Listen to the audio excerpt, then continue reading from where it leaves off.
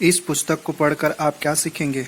America का the securities and exchange commission (SEC) किसी व्यक्ति को मान्यता प्राप्त निवेशक तब मानता है जब उसके पास $2 लाख या उससे अधिक की वार्षिक आय हो, या दंपत्ति के रूप में $3 लाख या उससे अधिक की आय हो, या $10 लाख या उससे अधिक नेटवर्थ या शुद्ध संपत्ति हो।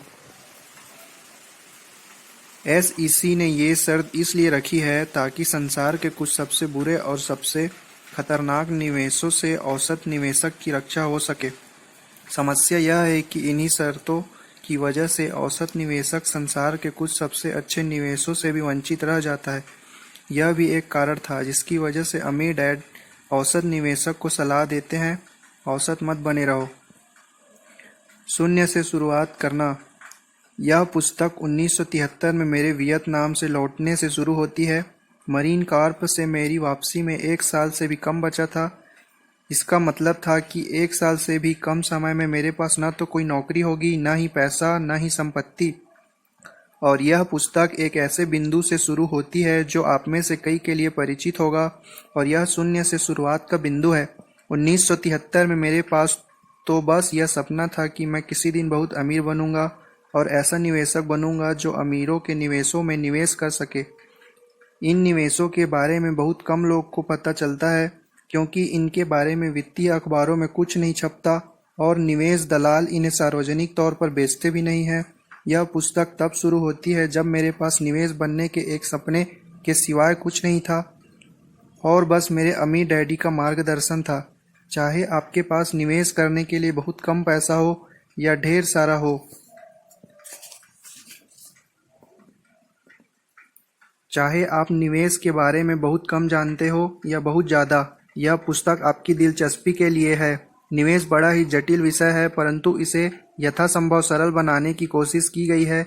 यह पुस्तक हर उस व्यक्ति के लिए लिखी गई है जो बेहतर जानकार निवेशक बनने में रुचि रखता है, चाहे उसके पास कितना भी पैसा हो। अगर आप पहली बार निवेश पर कोई पुस्तक पढ़ रहे हैं और इस बारे में चिंतित हैं कि कहीं यह ज़्यादा जटिल न हो, तो चिंता छोड़ दें।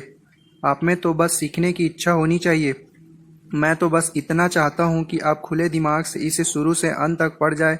अगर पुस्तक के कुछ हिस्से आपको समझ ना आए तो बस शब्द ही पढ़ ले और अंत तक पढ़ते रहें।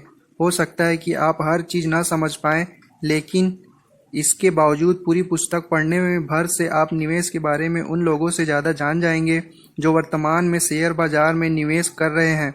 दरअसल पूरी पुस्तक पढ़कर आप निवेश के बारे में इतना अधिक जान जाएंगे जितना वे लोग भी नहीं जानते जिन्हें निवेश संबंधी सलाह देने के लिए तनख्वाह मिलती है। यह पुस्तक सरल निवेशों से शुरू होकर परिष्कृत निवेशों तक आगे जाती है। इसमें आपको विस्तृत विवरण और जटिलता के दलदल में फंसाने की कोई कोशिश नहीं की गई है। कई मायनों में यह पुस्तक सरलता से शुरू होती है और सरल ही बनी रहती है। हालांकि इसमें कुछ बेहद परिष्कृत निवेश रणनीतियों का उल्लेख किया गया है। यह एक अमीर व्यक्ति की कहानी है जो एक युवक का मार्गदर्शन करता है। निवेश के अक्सर गलत समझे जाने वाले विषय को स्पष्ट करने के लिए समय समय पर तस्वीरों और रेखाचित्रों का इस्तेमाल भी किया गया है। धन का 90/10 का नियम।